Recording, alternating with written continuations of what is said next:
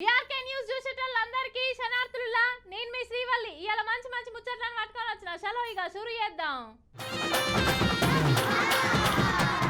కనబడతలేడంటుల్లో ఎవరు అని అనుకుంటురులే చెప్తే షాక్ అవుతారు.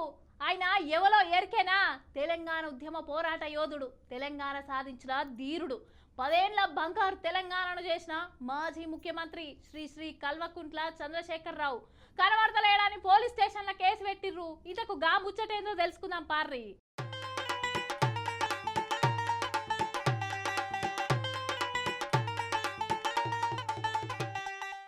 మునుపు ఇంత ముందుకు కేసీఆర్ కనబడతలేదని పోస్టర్లు ఐరవాలంతా అంటించారు గుర్తే కదా. గదేనుల్లా మొన్న బాగా వర్షాలు వచ్చినప్పుడు జనాలు ఇబ్బంది పడుతుంటే మాజీ సీఎం ప్రతిపక్ష నాయకుడు ఈ వరదల దిక్కు కన్నెత్తి కూడా చూస్తలేడని గిట్ల పోస్టర్లు అతికిచ్చిరు గుర్తే కదా. ఇప్పుడు ఏకంగా పోలీస్ స్టేషన్లో పోయి కేసు పెట్టిరు పోండ్రి.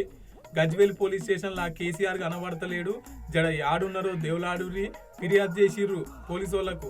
కాంగ్రెస్ వాళ్ళంతా పోయి దసరా లోపు అందరికి గత 2 సంవత్సరాల బాబతి ఇవి ఇప్పటికి కూడా కాదు. ఎమ్మెల్యే చంద్రశేఖరరావు గారు అందరిని మన గజ్వేల్ ప్రజలను ఆదరించి అవి చెక్కులు పంపిణీ చేయగలరని కోరుకుంటూ ఈ 2 రోజుల పండుగ లోపల మీరు చేయకుంటే మేము ఇంకో కార్యాచరణ తీసుకొని నువ్వు ఎక్కడుంటే అక్కడికి వచ్చి మిమ్మల్ని బతలాడుతామా తీసుకుంటామో మేము ఆ కార్యక్రమానికి కూడా సిద్ధమై ఉంటామని 10 రోజుల దాకా చూస్తాం, లేకుంటే మేమే దేవులాడుకుంటామని కూడా చెప్పిరాట.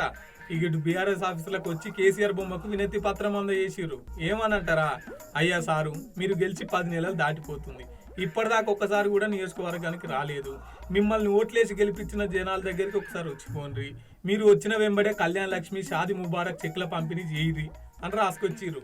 ఇంగిటు బీఆర్ఎస్ ఏమో లేదు అంత కావాలనే బట్టగాల్చి మీద ఎత్తురు. కేసీఆర్ ఫామ్ హౌస్ ఉన్నదే గజ్వేల్లా, అంటే ఆయన గజ్వేల్లోనే ఉన్నాడు అని సోషల్ మీడియాలలో రాసుకొస్తుర్రు.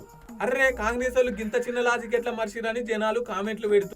నాయకుడు అంటే ప్రజల దగ్గరికి పోవాలి కానీ ఇంట్లుండి నేను ఆన్నే ఉంటా అంటే నడతా అదులా. ఏదేమైనా గజ్వేల్ కాంగ్రెస్ వాళ్ళు అయితే కేసీఆర్ను వదిలిపెడతలేదు పోండ్రి.